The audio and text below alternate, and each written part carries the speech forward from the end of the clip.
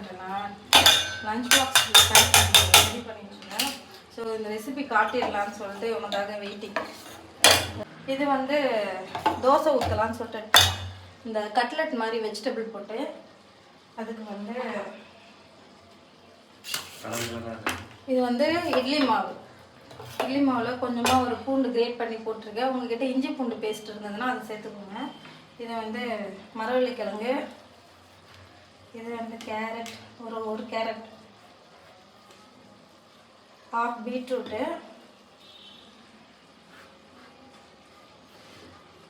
இது வந்து இது சக்கரவள்ளி கிழங்கு ஸ்வீட் பொட்டேட்டோ. மாவு கம்மியாக இருந்துச்சுன்னா என்ன பண்ணுறது அப்படின்லாம் யோசிக்க வேணாம். இந்த மாதிரி போட்டு இதெல்லாம் போட்டிங்கனாலே ஃபில்லிங் ஆகிடும். தோசையும் கொஞ்சம் நல்லா ஏன்னா வேகத்துக்கு கொஞ்சம் டைம் எடுக்கும்.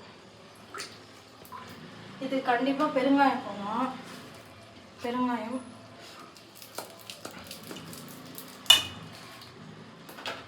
இந்த பைண்டிங்காக கொஞ்சமாக இது கோதுமை மாவு சேர்த்து. ஆமாம், அது இதுவாகும்ல, ஒரு ஸ்பூன் சேர்த்துருக்கேன். உப்பு சேர்த்துக்கலாம். இதுக்கு தேவையான உப்பு, மாவில் ஏற்கனவே கொஞ்சம் உப்பு இருக்கும், இதுக்கு மட்டும் தேவையான உப்பு சேர்த்துக்கலாம். ஆமாம், கொஞ்சமாக மஞ்சத்தூள், சீரகம். உங்ககிட்ட பொடி இருந்தால் போட்டுக்கோங்க, எங்கிட்ட இல்லை. வறுத்த சீரகப்பொடி போட்டால் நல்லாயிருக்கும்.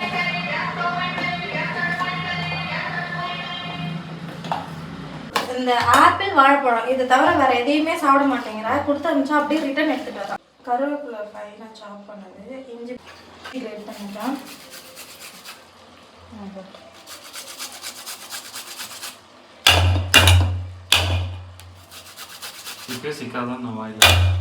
இது சிக்காது, வாங்கிட்டே வரல. வாங்கிட்டு வந்தால் ஒரே நாளில் வேலை முடியும். லைட்டாக சேர்த்துக்கிறேன். உனக்கும் இதே கட்டிடுவேன். பட்டர் வந்து கொஞ்சமாக கட் பண்ணி போட்டுருக்கேன். இது 2 பிச்சையே எடுத்துக்கலாம்.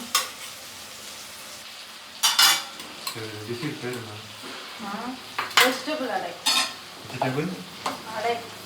கட்லெட். நம்ம வச்சுக்க வேண்டியதான் பேரு. நீ சின்னதாக குட்டி குட்டியாக ஊற்றினா கட்லெட்டு, பெருசாக ஊற்றணும். ஐயோ, ஆமாம், சரியா?